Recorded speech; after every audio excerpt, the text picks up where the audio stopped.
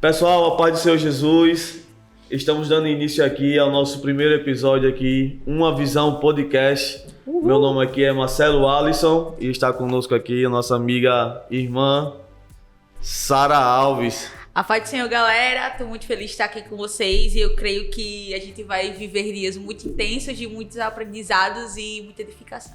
É benção, a gente já faz uns dias já que a gente tá sonhando, tá planejando chegar nesse momento. E glória a Deus que Deus nos permitiu estar aqui nesta noite. A gente vai trazer muita coisa boa aqui, né, Sara? Com certeza. Pensamentos de trazer aqui vários pregadores, teólogos, missionários, para debater vários assuntos concernentes à nossa fé. E eu creio que vai ser bênção para a nossa vida. Não é assim, Sara?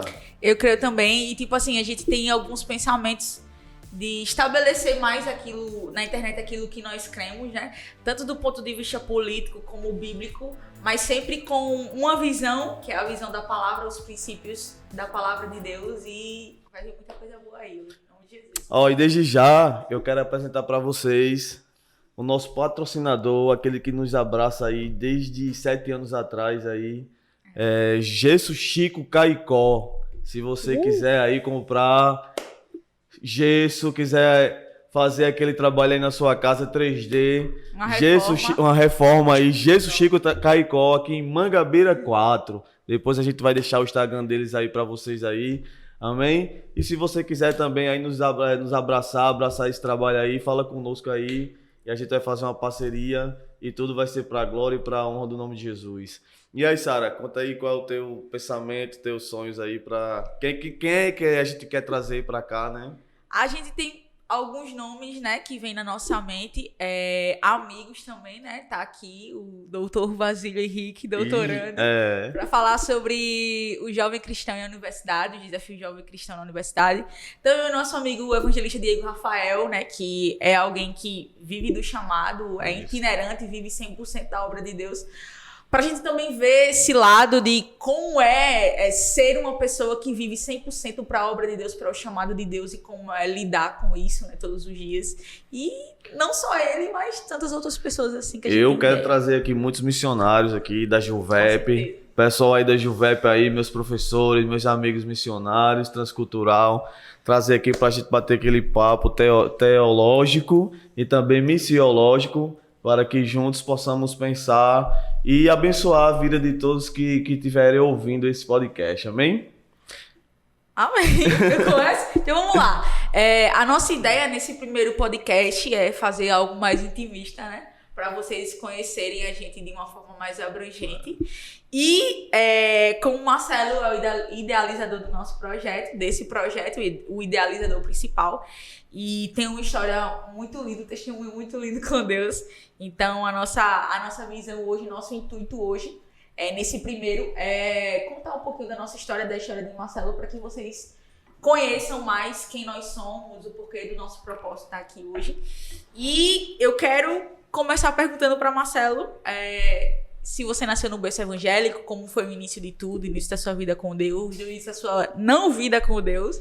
Conta aí pra gente. Então, não nasci no berço evangélico, né? Não tive esse privilégio de que muitos jovens que eu conheço teve, né? Que é nascer num lar cristão. Sim. Que eu creio que é uma bênção você crescer indo para a igreja, aprendendo a orar, aprendendo a louvar a Deus, participando dos cultos. E eu não tive esse privilégio de crescer num lar cristão, né? Meu sonho desde criança era ser um jogador de futebol, né? Assim como os sonhos de vários meninos aí no Brasil, no mundo inteiro, é ser um jogador de futebol, e o meu sonho também era esse, né? Então, assim, desde criança, desde pequenininho mesmo, minha mãe levava a gente para jogar futsal, né? Jogava no Sesc. Começasse no futsal. No futsal. A maioria dos jogadores começa no futsal, né? Depois, na adolescência, que eles vão pro campo. Sim. Então, assim, eu e meu irmão, desde criança, a gente jogava futsal. Isso era um sonho muito grande que eu tinha de ser um jogador de futebol, né? Inclusive, com 13 anos de idade, o Flamengo foi lá para Campina Grande, eu sou de Campina Grande, né? O Flamengo foi para lá, fez um peneirão. Os olheiros, né, que tu tá falando? Sim, os olheiros do Flamengo foi para lá e fizeram um peneirão. O peneirão é uma seleção que eles fazem, de jovens, né? E eu passei, né, naquela seleção e saí nos jornais, saí De de Campina Grande, e fiquei assim um pouco conhecido, né? Já era um pouco conhecido no meio do futsal e até inclusive eu jogava até contra Hulk, né? Hulk, que Tu era da escolinha de eu futsal. jogava no Sesc e Hulk, Aham. se não me falha a memória, Hulk era do Parque da Criança. Então eu joguei várias vezes. Será que ele lembra de tu? Não, acho que com certeza não. Então, assim, eu joguei várias vezes contra Aham. Hulk, conheci ele de criança.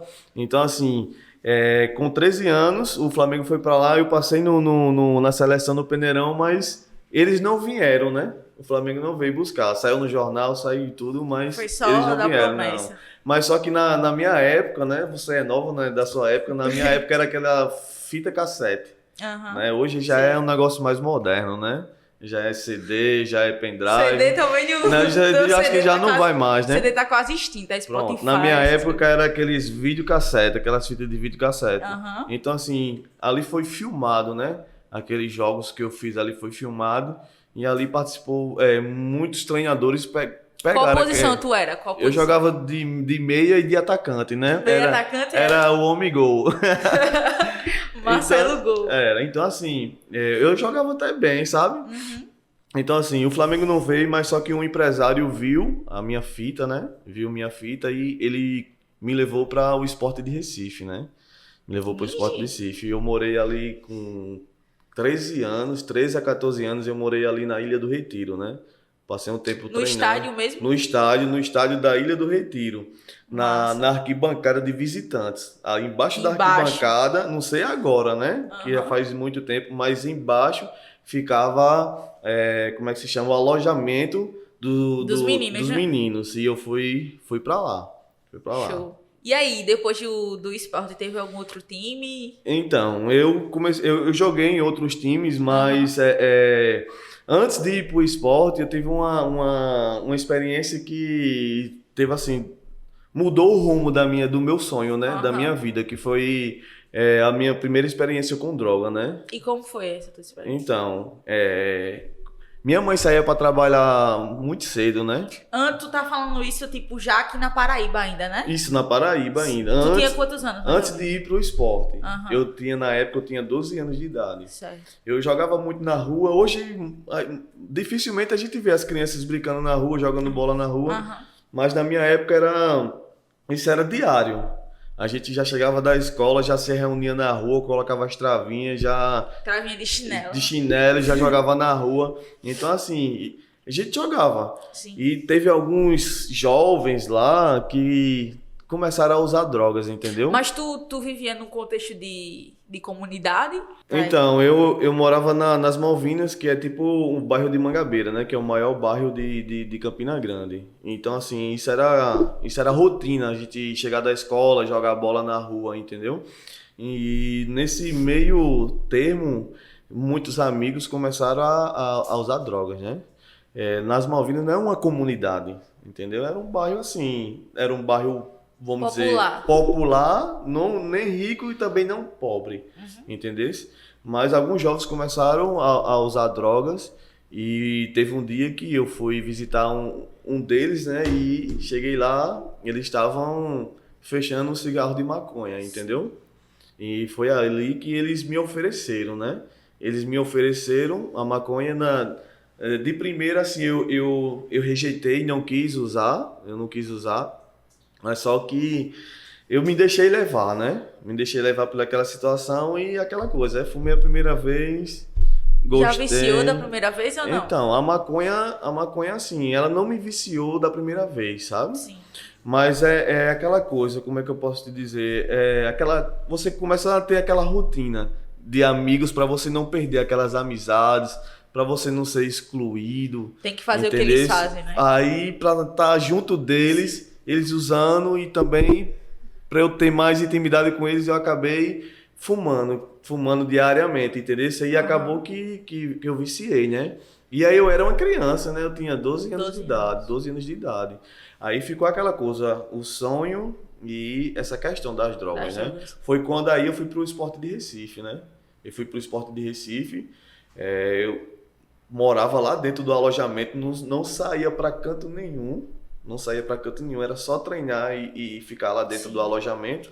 E quando chegou, assim, um mês, eu pedi ao treinador para visitar minha mãe, né? Eu fazia mais de um mês que eu não vinha em casa, que eu não via minha mãe, não via minha família, e ele deixou, né? E a primeira coisa, quando eu cheguei em casa, eu falei com minha mãe, dei a benção a ela, falei com minha família e depois fui ver os amigos e acabei fumando de novo. Mas, tipo assim, desde Campina Grande até Recife, tu só tinha tido contato com a maconha? Só com a maconha. Só com a maconha. Quando eu passo eu creio que foi uns 4, 5 meses na Ilha do Retiro, né, em Recife, no esporte, eu me desligo, né, do esporte de Recife e venho novamente para Campina Grande, né? Aí treino lá, eu cheguei a treinar no 13 também, no 13 de Campina Grande, me preparando, né? E era aquela luta, eu treinava e usava. Aí eu tenho uma tia que ela mora no Rio de Janeiro, né? E eu conversei com ela, minha família convenceu a minha tia a me levar para o Rio de Janeiro. E eu fiz um novo teste lá no Flamengo, lá em Jacarepaguá, ainda me lembro que fosse hoje. Fiz um teste lá, fiz 8 testes no Flamengo, lá em Jacarepaguá. Só que desta vez, né, eu me saí bem. Todo mundo que estava assistindo os treinos dizia que eu ia passar. Mas quando chegou no dia, eles não me escolheram. Não me escolheram. Então, assim, fiz o teste no Botafogo. Mas o tempo que eu passei mais foi no Vasco, né? Eu creio que eu passei uns 6 meses treinando no São Januário, no Vasco. Nessa idade, tu já tinha quantos anos? Nessa idade eu tinha 14 anos de idade. Foi muito rápido, então, tipo, essa transição de Campina, esporte, Flamengo, Rio de Janeiro e tal. Foi em questão, assim, de 1 ano e meio. Um ano e meio, fui para Recife, de Recife voltei para Campina Grande e de Campina Grande fui para o Rio de Janeiro, né? E eu passei 1 ano no Rio de Janeiro, né? Eu creio que quando todo nordestino chega numa cidade grande, né? Cheguei acanhado, né? Como se diz. Cheguei acanhado, cheguei calado, até fazer a amizade com as pessoas, né?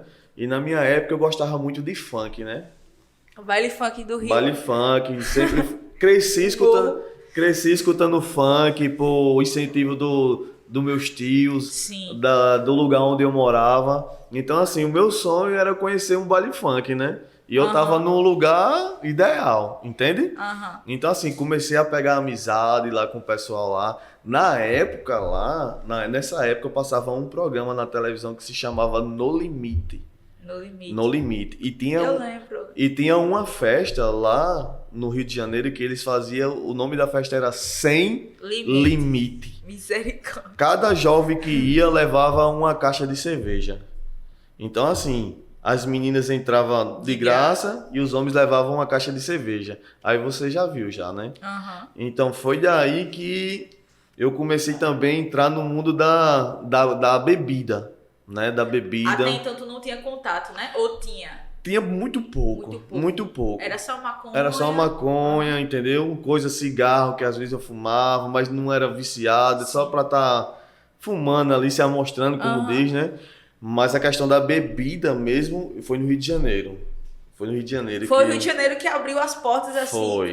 O Rio de Janeiro foi assim, minha tia, assim, eu sei que ela vai ver nesse podcast depois. A minha tia fez tudo por mim, né? Marcelo. Minha tia Zéza, do Rio de Janeiro, até hoje mora lá, na Duque de Caxias. Ela fez tudo por mim, entendeu? Me deu apoio, me acolheu bem, me colocou numa escola, dava tudo do bom e do melhor pra mim. Apostou em tudo. Apostou muito em mim, muito de verdade.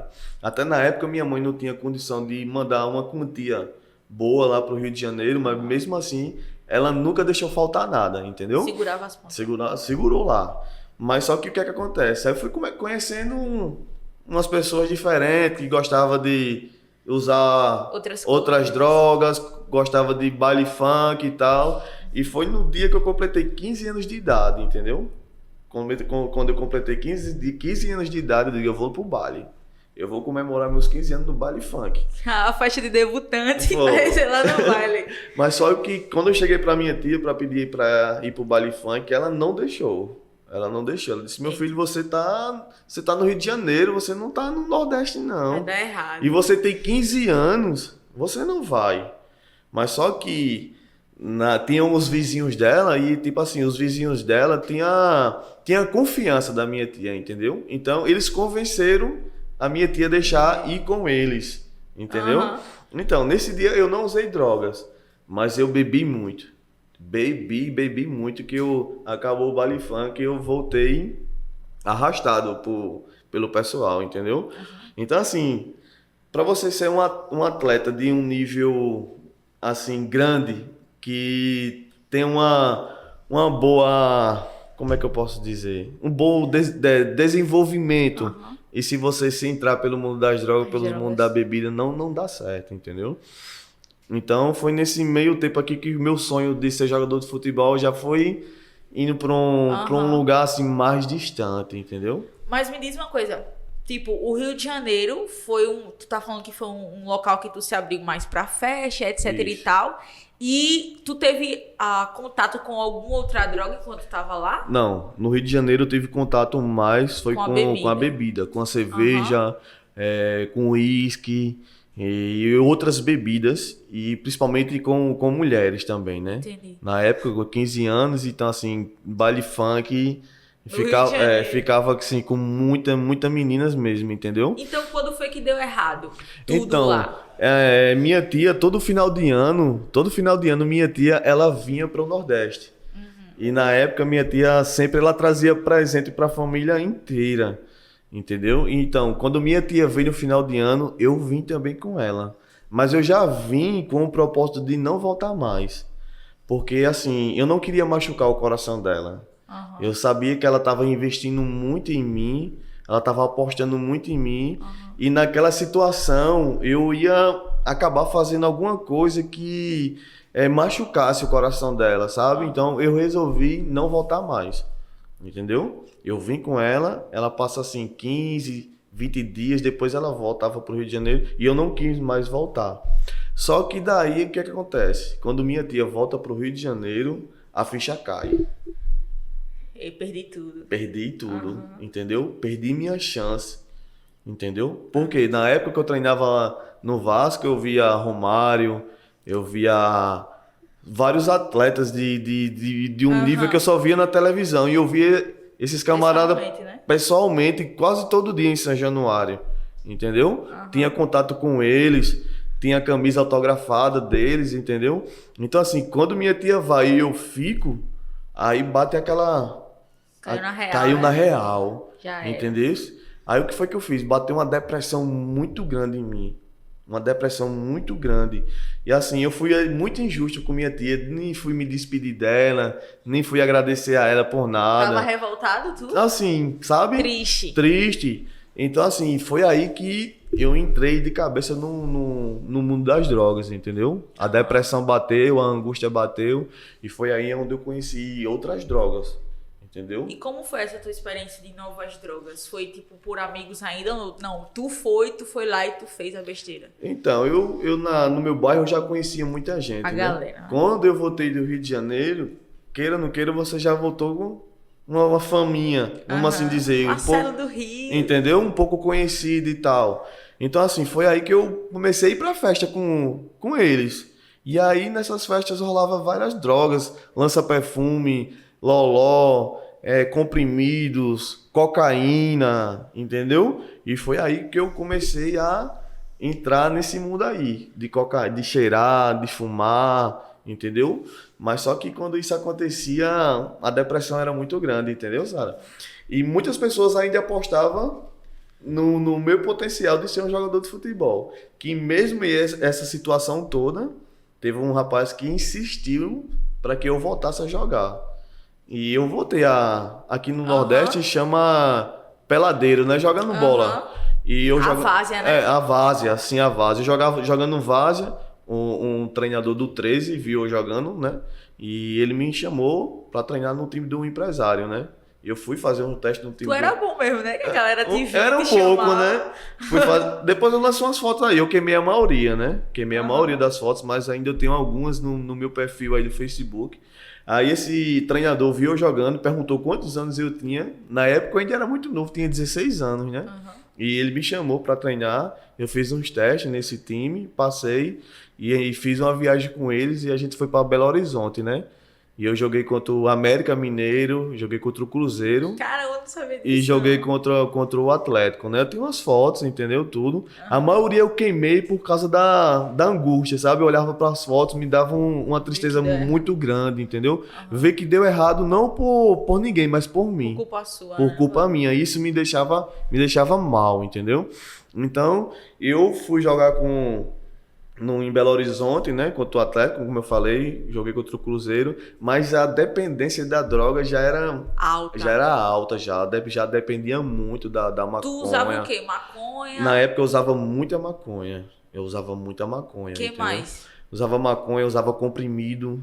Chegou uma época que eu cheirava muita cola. Nessa época, hoje você vê, é muito difícil você ver alguém cheirando cola. Mas na minha época era normal. A gente com aquelas colas de sapateiro, entendeu? Tinha dia que eu passava o dia todo cheirando cola, entendeu? Botava dentro de um vidrozinho e me escondia em algum lugar e passava o dia todo cheirando cola, entendeu? Então assim, a dependência já era grande, entendeu? E como eu te falei, para um atleta de querer disputar, competir, não tem como, entendeu? Se, tipo, a cabeça pensa, mas o corpo não obedece, entendeu? Entendi. O corpo não obedece. Aí tu foi pra Belo Horizonte e tal, voltou. Fui para Belo Horizonte, a gente voltou, né? Passei mais um tempo em Campina Grande e me envolvi em muitas coisas, em alguns crimes, entendeu? Me envolvi em alguns crimes. Tu começou numa vida assim, Foi. de crime, Aí foi aonde pesou mais. Entendi. Entendeu? Quando eu voltei de Belo Horizonte foi aonde pesei mais, que eu comecei a praticar alguns assaltos, comecei a participar. Hoje tem facções, né? Hoje tem facção A, facção B. Na minha época não tinha facção. Na minha época era mais questão de bairro. Eu moro no bairro tal, a gente é inimigo do bairro tal, entendeu? Então assim, eu comecei a me envolver mais com os caras assim que era da pesada, entendeu? Eu guardava armas deles. Nisso já era o futebol, né? E isso já era futebol, entendeu? Já era, só batia uma bolinha com eles ali e tal, fumava, mas já o sonho de ser um profissional já estava bem distante, entendeu? Então assim, eu comecei a praticar alguns furtos, comecei a me envolver muito no mundo do crime, né? A traficar. E inclusive esconder armas dentro da minha casa sem minha mãe saber, né? Para isso eu já tinha tipo um conceito da galera, dos né? caras que eu andava, entendeu? Já tinha um conceito deles, já tinham, vamos dizer assim, um respeito deles, entendeu? E comecei a fazer tatuagem também, né? As minhas tatuagens eu comecei a fazer tudo com 15, 16 anos. Você tem né? quantas tatuagens? Eu tenho 5 tatuagens, né? 5 tatuagens? Tenho 5 tatuagens. Então, assim, fiz uma atrás da outra, entendeu? Era tipo, tu fazia isso pra ganhar conceito da galera que tava ao teu redor, tudo por conta dos seus amigos, das amizades, né? É tudo por causa da amizade, porque você vê um seu amigo fazendo, aí vai fazer não, aí um faz, outro faz, às vezes ia de 5 pra fazer, entendeu? Então, assim, você acaba se envolvendo pelo contexto, por tudo que está ao seu redor, entendeu? Sim.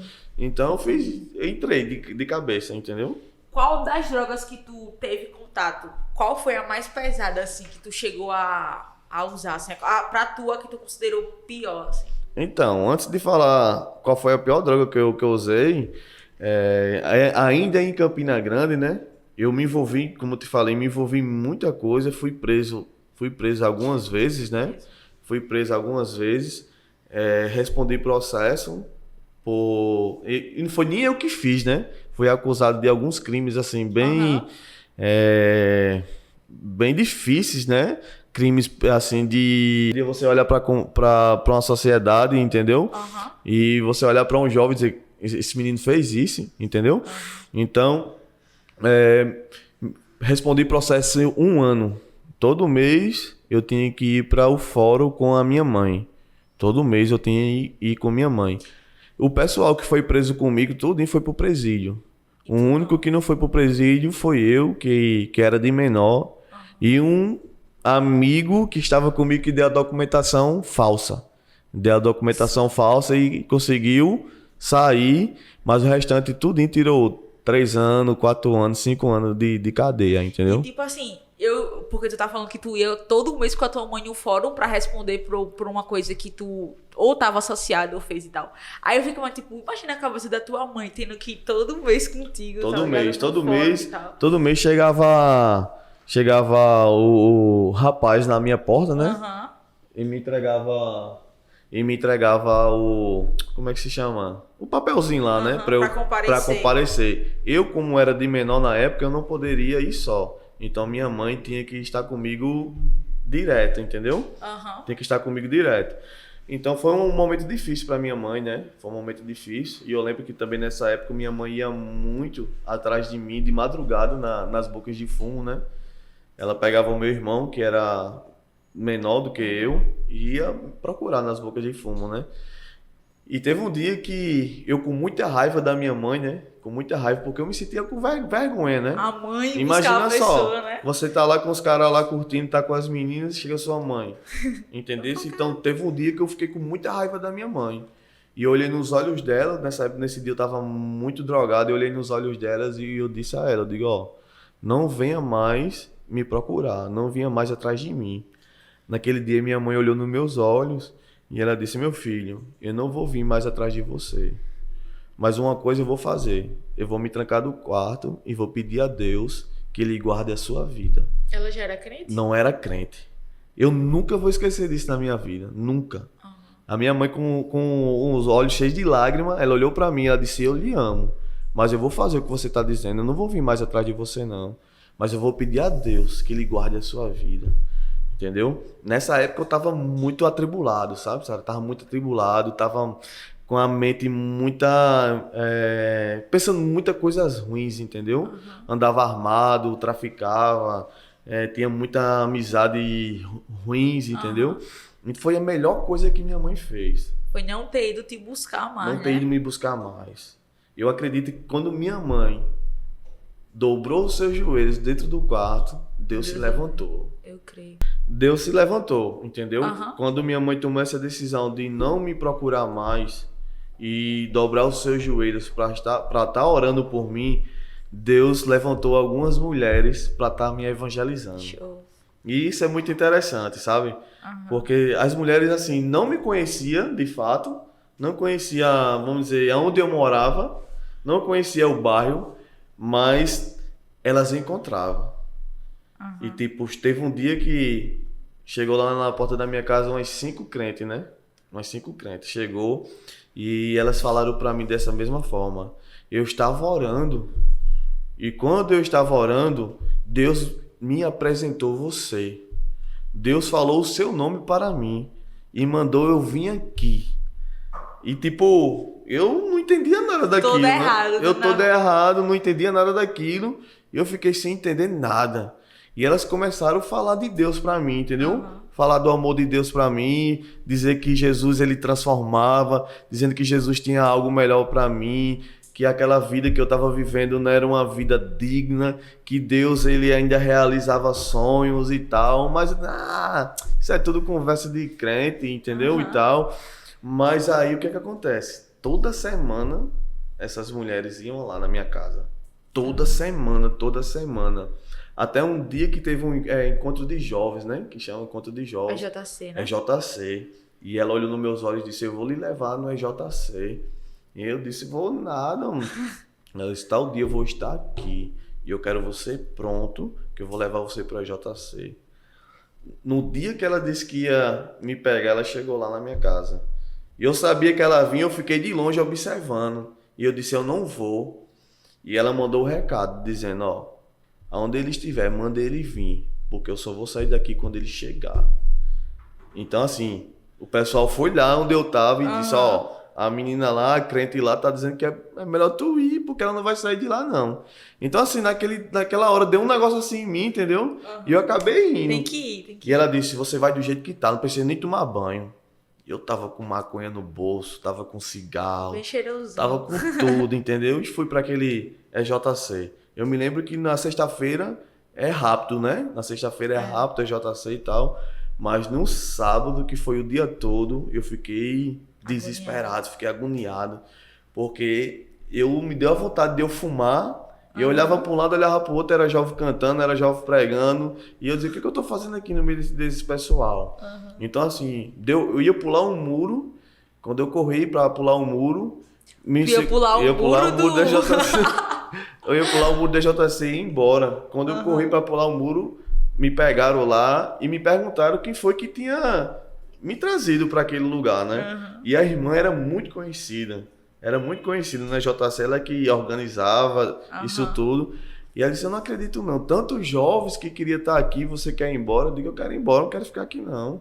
Então, assim, chamaram aquela mulher, né? E me colocaram numa sala e ela me perguntou, por que você quer ir embora? Eu disse, porque eu não tô aguentando ficar aqui não, eu quero fumar. Eu quero fumar maconha. Falasse assim na cara dela? Quero fumar maconha. Ela disse, você tem aí? Eu disse, tem. Ela disse, Cheikal, você vai fumar agora. Ela me botou numa sala, quando eu entrei numa sala, eu acho que só tinha pastores lá. A esposa dos pastores. E ela disse, pode fumar aí. Não consegui. Não consegui fumar. E eu olhava assim e eu dizia, que mulher mais louca, né? E arrochada, que né? mulher mais arrochada e tal. Tipo, eu não via temor nela. Não via temor nela, entendeu? E isso me despertou algo, entendeu, Sara? Ver, tipo, a coragem daquela mulher. Pois eu também sei que, tipo, a coragem não vinha dela. Vinha do Deus que habitava nela. Sim. Então eu disse ela assim, fuma aí. Pode fumar aí, pode arrochar, pastores. Ele vai ficar aqui com vocês, tá? Aí fechou a porta e saiu. Não tive coragem de fumar. Não tive como. Eu pedi pra chamar ela e fui escutar o resto todo da palestra durante o dia. No final, aquele negócio bonito lá, né? Não vou contar aqui. No final do AJC. No final da AJC, aquela coisa bonita, fizeram o convite, né? E eu não quis, entendeu? Eu não quis. Por que eu tinha esse preconceito? Porque eu já tinha ido pra igreja algumas vezes, entendeu?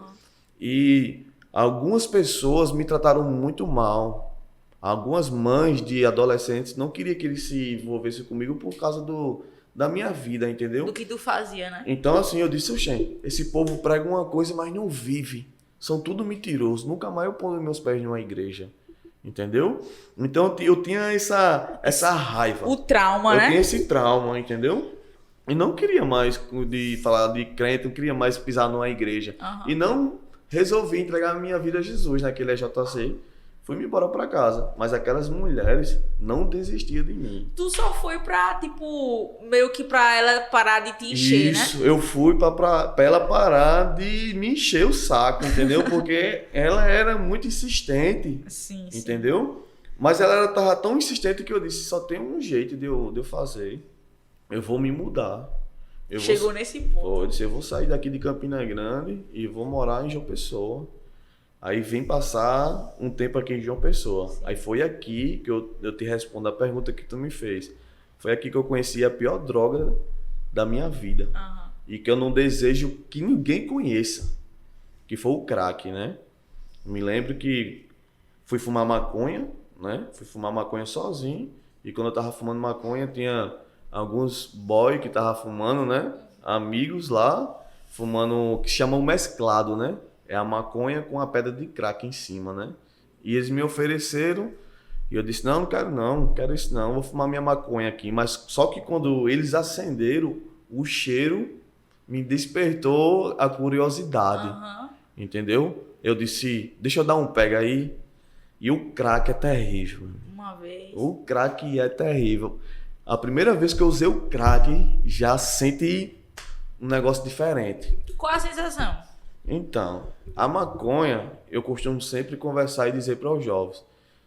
Um cara que fuma maconha e dizer, eu matei, eu roubei porque eu tava maconhado. É mentira.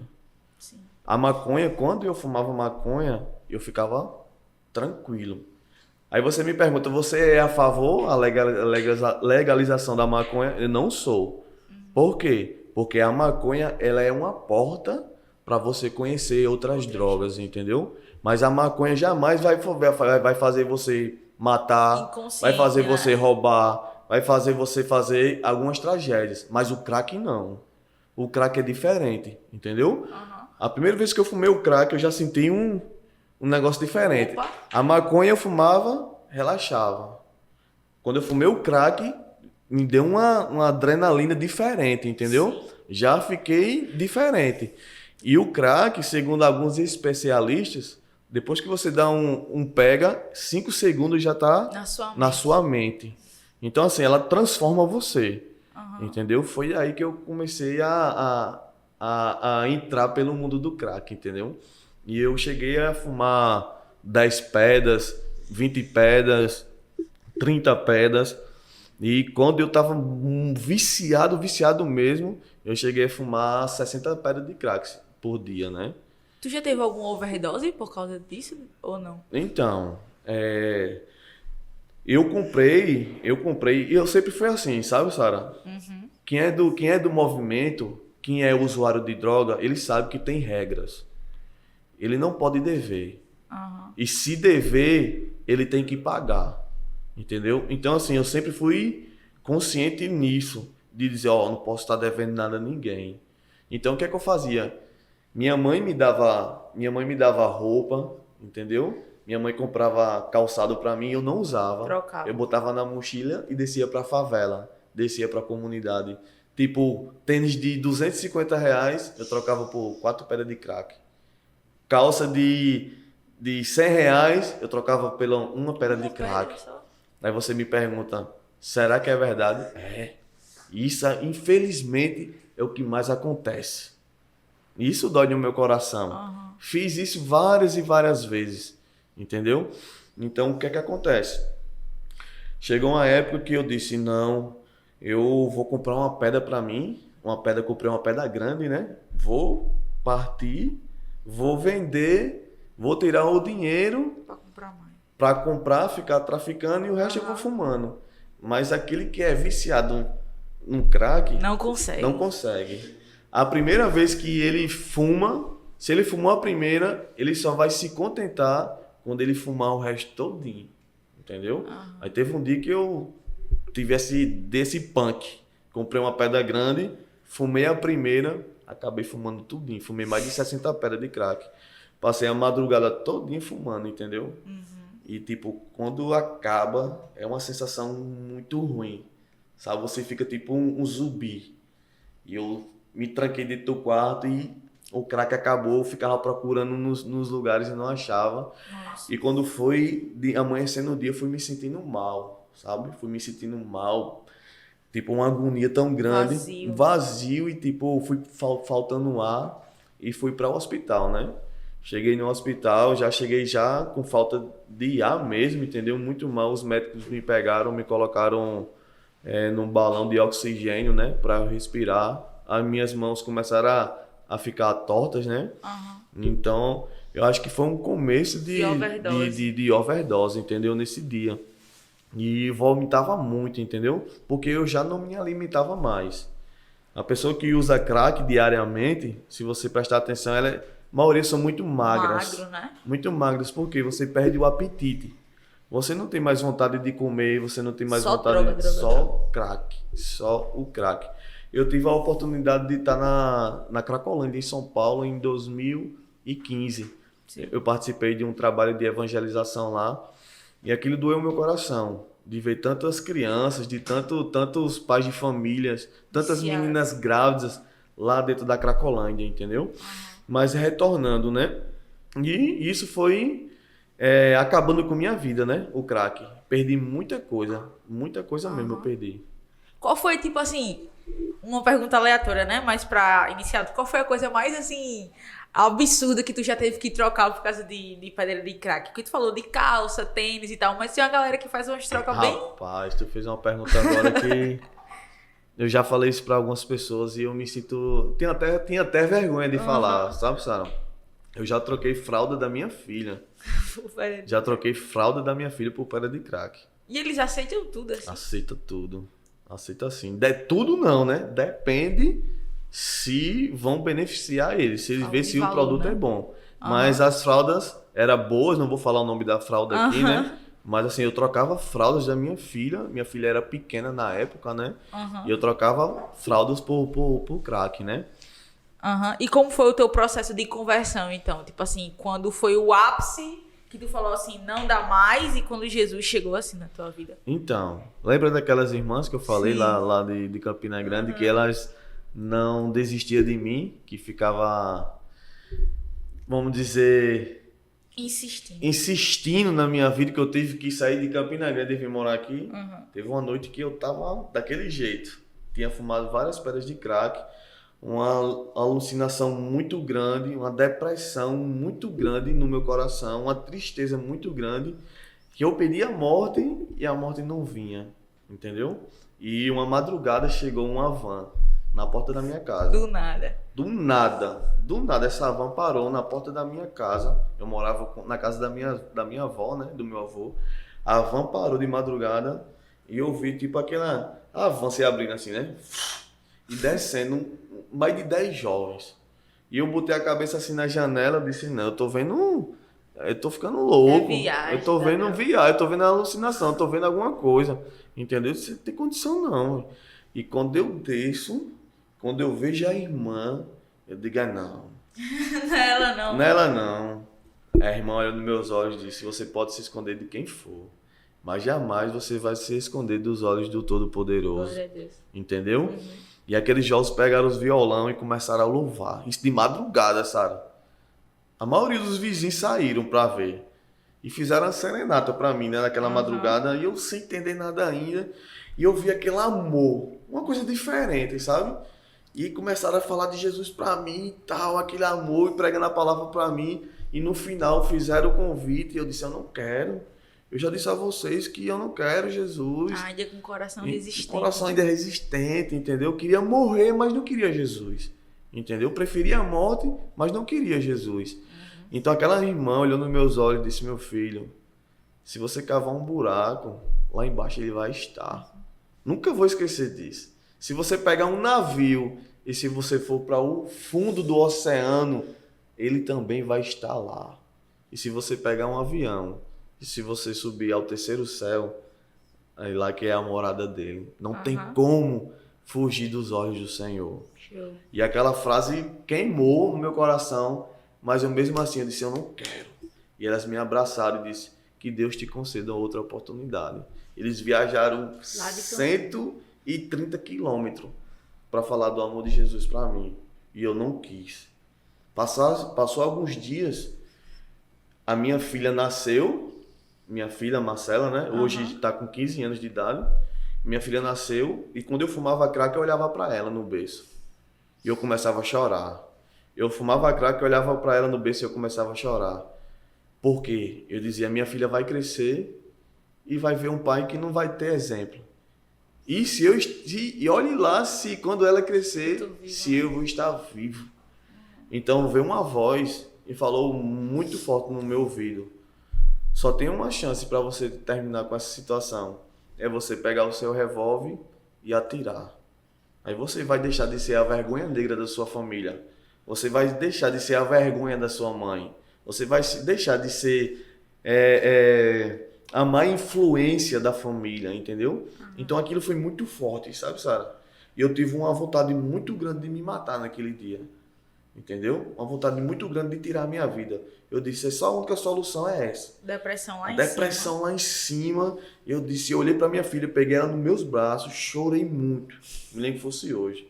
Botei ela nos meus braços, fui pra trás da casa da minha avó, onde ninguém estava vendo. Entendeu? E chorei muito com ela nos meus braços. E disse a ela, eu te amo. E que Deus possa te fazer uma mulher de Deus. E consagrei ela para que ela seja uma missionária. Entendeu? E deixei ela no berço e fui pegar o revólver para me matar. Na casa da minha avó, é a casa de primeiro andar, e o meu revólver ficava em cima do guarda-roupa, entendeu? Quando eu subo o primeiro andar, quando eu vou entrando dentro do quarto, quando eu vejo o guarda-roupa, eu escuto uma voz mais forte do que aquela outra voz. Uma voz como uma voz de muitas águas, dizendo, não faça isso, porque eu continuo lhe amando do mesmo jeito. Meu Deus. E eu olhei assim, naquela situação, eu disse, eu tô ficando doido, não tem ninguém do meu lado. Entendeu? E aquela voz falava, não faça isso, porque eu continuo lhe amando. E eu olhava e não via ninguém, sabe? Eu disse, eu tô ficando doido, quem é que tá falando comigo? E aquela voz bradou. Ele disse, eu sou Jesus, que encontrei Saulo no caminho de Damasco. Aleluia. E eu vi te encontrar nesta tarde.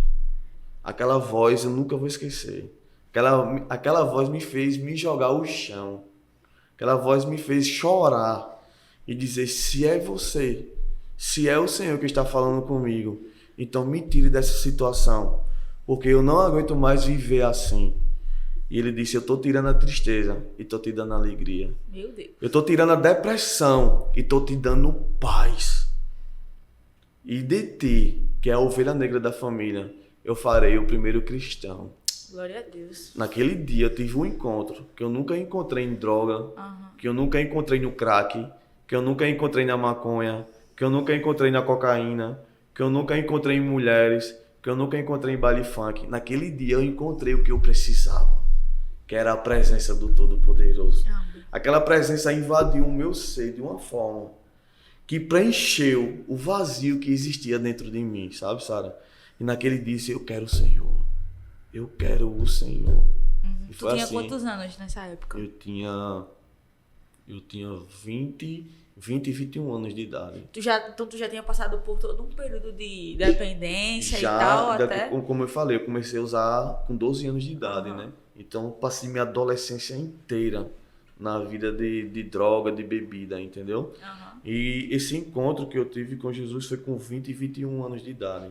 E aí, como foi pós isso? Tipo, pós encontro com Deus, e aí, teus amigos, o que é que tava acontecendo? Como é que foi que, assim, tu verdadeiramente se viu livre das drogas, assim? Então, eu cheguei pra minha mãe, porque a mãe é aquela coisa, né? Mãe, ela pode até saber, mas muitas das vezes ela não quer acreditar, né? Eu creio que minha mãe sabia o que eu fazia, mas muitas vezes por ser filho, tipo, ela não compactuava com as minhas coisas. Mas tipo, ela me amava. Sim. Entendeu? E eu disse, mãe, eu sou usuário de crack. E eu quero sair dessa vida. E eu lembro que eu passei quase meia hora para dizer isso para ela. E quando eu disse isso a ela, sabe, parece que foi uma barreira que se quebrou. Ela disse, meu filho, eu te amo do mesmo jeito. Você é o meu filho e eu vou cuidar de você. Ela disse, prepare suas roupas. Eu vou preparar sua documentação e eu vou colocar você numa clínica de recuperação. E eu olhei para ela e disse, mãe, eu não quero ir para a clínica de recuperação, não. Eu quero ir para a igreja. Sabe aquela igreja daqueles irmãos que falavam que Jesus era bom, que Jesus transformava, que Jesus curava? Eu quero ir para a igreja. Quero ver se esse Jesus está na igreja. Então minha mãe disse, então se arrume que hoje a gente vai para a igreja. E foi naquele dia que eu tomei um banho, me vesti e fui para a igreja. Só que aonde eu morava, na esquina, era uma boca de fumo. E todo mundo te conhecia? Todo mundo me conhecia. Na outra esquina, era outra boca de fumo. Então, assim, era 2 minutos para eu chegar na igreja, mas parecia que era meia hora. Entendeu? Eu saía com a Bíblia na mão, o pessoal, ei, e aí, vamos fumar um, vamos cheirar um, vamos fumar uma pedra. E eu disse, não, hoje minha vida é de Jesus. Hoje a minha vida é de Cristo. Ele disse, eu vou dar 2 meses para tu estar aqui com a gente novamente. E de 2 meses, já faz 15 anos já. Então a tua libertação foi instantânea. Então, eu tive só uma recaída. Nesse período todo, eu com 1 semana, eu tive uma recaída. Eu tinha ainda a pedra de crack, né? Aí eu peguei uma pedra de crack e fumei. Mas só que quando eu fumei, na mesma hora eu vomitei tudo. Tudo. Então tudo que eu tinha eu coloquei dentro do vaso e de descarga. Então desde aquele dia fui limpo. Glória a Deus. Fui limpo. Aí você me pergunta, você tem alguma coisa contra a clínica de recuperação? Não, pelo contrário. A gente já visitou, você já foi comigo já em algumas clínicas de recuperação e a gente sabe que é um trabalho muito importante. Mas aqui eu quero dizer que de verdade quem transforma, quem liberta, quem cura de verdade é o Senhor Jesus, é o Espírito Santo de Deus. E eu costumo dizer que aonde o inimigo mais trabalhou na minha vida, aonde eu fui mais prisioneiro, é onde Deus mais me usa hoje. Hoje, para a glória de Deus, vai fazer 15 anos que eu entreguei minha vida a Jesus. E a vida que eu vivo hoje é para a glória do seu nome. Glória a Deus. Então, qual mensagem você teria para quem está assistindo a gente e está passando por esse momento que você já passou? O que é que você diria para ele ou para ela que está assistindo a gente agora? Então, eu sei que é um momento difícil, né? É um momento muito delicado. E eu sei que muitas pessoas passam por isso, sabe, Sara? Muitas pessoas são viciadas no álcool, são viciadas no cigarro, são viciadas na maconha, são viciadas no crack, são viciadas em prostituição, sabe? E eu vou dar o conselho que me deram, sabe? Que Jesus, ele é o caminho, ele é a verdade e ele é a vida. É a única coisa que você vai encontrar sentido na vida. É quando você conhece a Jesus. Eu queria procurar sentido na minha vida nas coisas deste mundo. Em festas, em balada, em crack, em mulher, entendeu? E as pessoas me disseram que o sentido da minha vida é ter Jesus na minha vida. Então, para você que está passando por essa situação, você que é usuário de crack, você que é usuário de cocaína e quer se libertar disso, não tem força para se libertar. Que tinha dias que eu chorava querendo me livrar daquilo, mas eu não tinha força. E eu sei que também você não tem força, mas deixa eu te dizer que Deus, ele é a tua força. Assim como ele foi a minha força. Eu lembro que meus primeiros dias me davam uma vontade muito grande de usar. E eu me trancava dentro do meu quarto. E eu dizia, meu Deus, não permita que eu use. Chegava uma presença tão grande de Deus dentro do meu quarto que parecia que ele me dava uma anestesia. E eu pegava no sono. Então esse foi o meu tratamento. Então eu digo para você, procure Deus. Procure orar. Procure ler mais a palavra. Procure conversar mais com sua mãe, com sua família, com as pessoas que confiam em você. Porque eu tenho certeza que assim como Deus transformou a minha vida, Deus ele pode transformar a sua vida também. Amém? Então vamos para nossas considerações finais, Marcelo, fica à vontade. Então, estou muito feliz, né, Sara, de estar realizando realizando esse sonho. Foi mais uma conversa aqui, né? A gente quer glorificar a Deus, como já diz o podcast, uma visão. A nossa visão é uma visão cristocêntrica, né? Sim. E a gente quer trazer aqui, como a gente falou, muitos pastores, muitos missionários, muitos teólogos, para a gente tratar de vários assuntos concernentes à nossa fé. E se inscreve aí no nosso canal aí, comenta, compartilha. Deixa o like. Eu sei que Deus ele vai continuar abençoando a sua vida. Amém?